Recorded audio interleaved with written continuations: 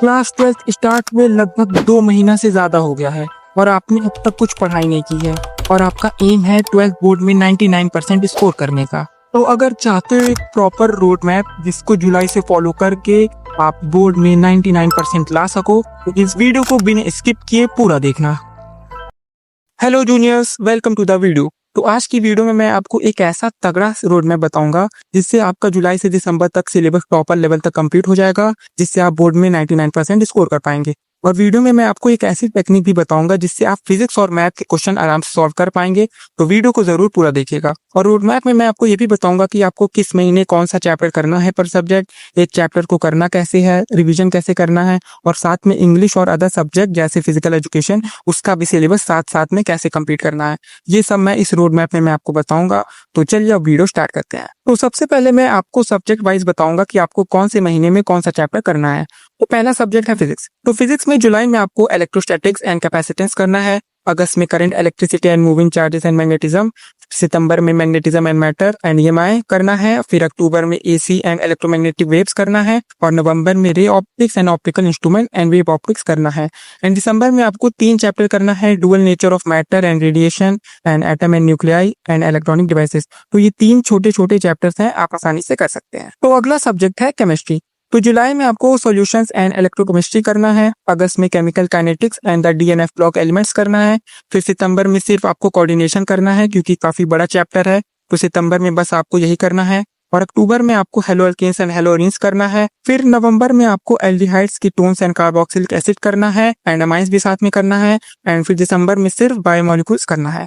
तो अगला सब्जेक्ट है मैथ्स। तो जुलाई में आपको relations and functions and inverse trigonometric functions करना है, अगस्त में मैट्रिसेस एंड डिटरमिनेंट और कंटिन्यूटी, फिर सितंबर में आपको differentiability and application of derivatives करना है, अक्टूबर में integrals and application of integrals करना है, फिर नवंबर में differential equations, vector algebra and 3D geometry करना है, फिर लास्ट दिसंबर में आपको लीनियर प्रोग्रामिंग एंड प्रोबेबिलिटी करना है। तो बायोलॉजी में आपको जुलाई में sexual reproduction in flowering plants and human reproduction करना है, अगस्त में आपको reproductive health and principle of inheritance and variation करना है, सितंबर में molecular basis of inheritance and evolution करना है, अक्टूबर में human health and disease and microbes in welfare करना है, फिर नवंबर में biotechnology principles and process and biotechnology and its application करना है, एंड लास्ट मंथ दिसंबर में आपको organism and population and ecosystem and biodiversity and it's conservation करना है। तो मतलब आपको हर महीने पीसीएम या पीसीबी में 6 चैप्टर करना है, जो कि पॉसिबल है और आप आराम से कर सकते हैं। और एक चैप्टर को करना कैसे है आइए वो बताता हूँ। तो दूसरी चीज है how to complete a chapter. तो देखिए, सबसे पहले उस चैप्टर को समझने के लिए एक अच्छे से टीचर के लेक्चर्स देखिए, और वो लेक्चर्स आपके ऑनलाइन बैच के हो सकते हैं या फिर यूट्यूब के कोई अच्छे सर के हो सकते हैं। तो उनसे चैप्टर अच्छे से समझो, खुद से नोट्स बनाओ, और चैप्टर अच्छे से समझने के बाद अच्छे से नोट्स को पढ़ो, याद करो, क्लास क्वेश्चंस करो, और जो सर ने होमवर्क दिया है उसको अच्छे से करो। एंड देन एनसीईआरटी उठाओ, एनसीईआरटी अच्छे से रीड करो, specially in biology and chemistry. तो बायोलॉजी एंड केमिस्ट्री में आपको एनसीईआरटी बहुत अच्छे से पढ़नी है, एक एक लाइन पढ़नी है नोट्स के साथ साथ, और एनसीईआरटी पढ़ने के बाद देन एनसीईआरटी के examples, in text questions and back exercises लगानी है, एंड उसके बाद एनसीईआरटी एग्जाम्पल आपको करनी है। और मैं जिस सीक्वेंस में चीजें बता रहा हूँ आपको उसी सीक्वेंस में चीजें करनी है। और एक चीज, आप बायोलॉजी के लिए एनसीईआरटी एग्जाम्पल मत करिएगा, आप उसे स्किप कर सकते हैं। और एनसीईआरटी एग्जाम्पल लगाने के बाद लास्ट 10 ईयर्स के पीवाईक्यूज अच्छे से लगाइएगा।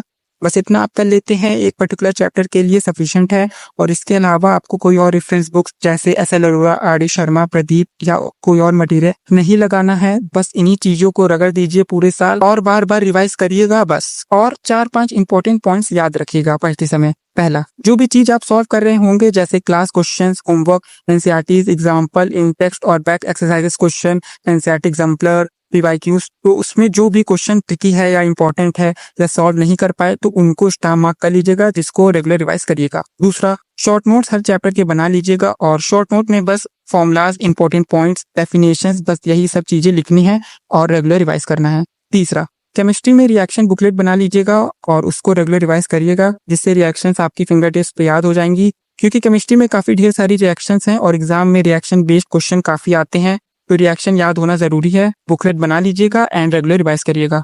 चौथा, बायोलॉजी में आपको डायग्राम पे काफी फोकस करना है, क्योंकि एग्जाम में ठीक ठाक वेटेज के डायग्राम्स आते हैं, तो डायग्राम्स की अच्छे से प्रैक्टिस करिएगा। पंचवा, फिजिक्स एंड मैथ में जब टीचर्स कोई न्यूमेरिकल्स या क्वेश्चन सॉल्व करा रहे होंगे तो अच्छे से टीचर की अप्रोच को समझिएगा कि टीचर ने यहाँ पे ये फॉर्मूला कैसे यूज़ किया, यहाँ पे ये ऐसे कैसे सोचा।